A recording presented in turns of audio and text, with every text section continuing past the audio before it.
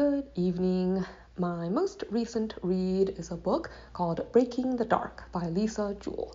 So this is one of those stories that's told in alternating plot lines where you have the present day plot line which follows the person I'll refer to as the main character as she conducts investigations into a case, and then interspersed with a past plot line which slowly feeds you like the bits and pieces of history which tell you the background of how the situation she is dealing with today came to be. So I'm not going to talk about the past plot line because I think it's a little difficult to discuss without spoilers. Instead, I'm just going to focus on Jessica.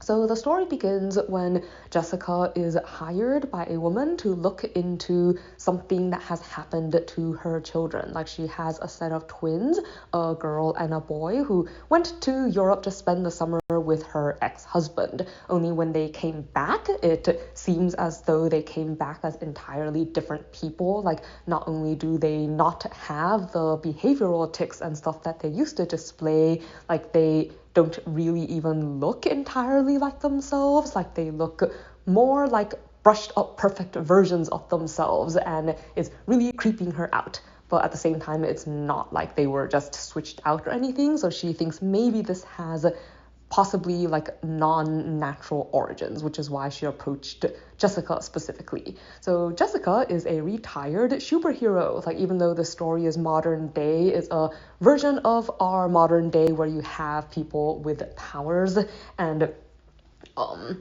it never explicitly says what her abilities are, but it's pretty evident throughout the story that she's like stronger, faster, more durable, heals more quickly and stuff than other people, although she's really reluctant to use her abilities, like because of some recent traumatic events.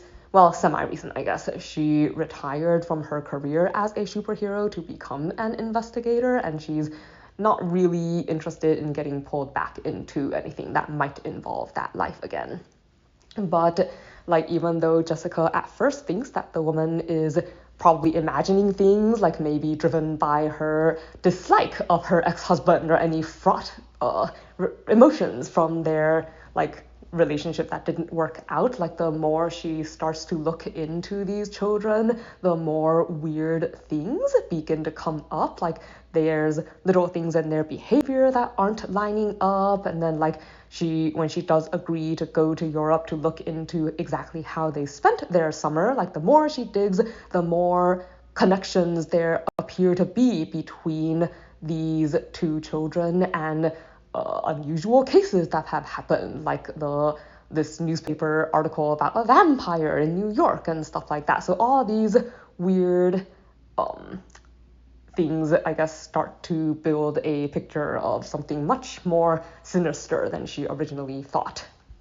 So I don't really have any strong feelings about this story, like likes or dislikes, so I'm just going to talk about a few things that stood out to me. It was kind of interesting that it took place in a world with superheroes, but didn't really talk about them very much. Like it implies a lot of things, but you never actually see any of them working or hear about the profession other than what happened to Jessica herself. Like I think that's a little unusual in my experience with stories that take place in such worlds, but I thought it was kind of an interesting take because it's much more like you get to see a snapshot of people's lives happening that's not really related to the fact that they have these people or jobs or whatever you want to call them. I found the bad guys exceptionally despicable, but I think it's helpful that it's not particularly graphic. Like it mostly implies a lot of the terrible things they did and leaves it to your imagination, which I do appreciate, even though the more I think about it, the more disturbing I find it. And I guess the story does kind of try to touch on some important things. Like it really goes into I guess mother and child relationships. Like you get a lot of mother and child sets in the characters that it talks about. Like there's the main character who discovers that she's pregnant, and this is something that she really has to wrestle with, and she considers herself totally unfit to be a mother. There's the mother who hired her to look into her kids. There's the mother of the boy that she reluctantly agrees to take on as an intern, like, over the summer. Or I guess kind of, so not actually, it's not the summer, it's during the school year. So anyways, that she reluctantly agrees to be her assistant for a while. So like you get a look into all of these and like how she learns to think about it, I guess, and deal with it in light of some of the trauma that she's been through.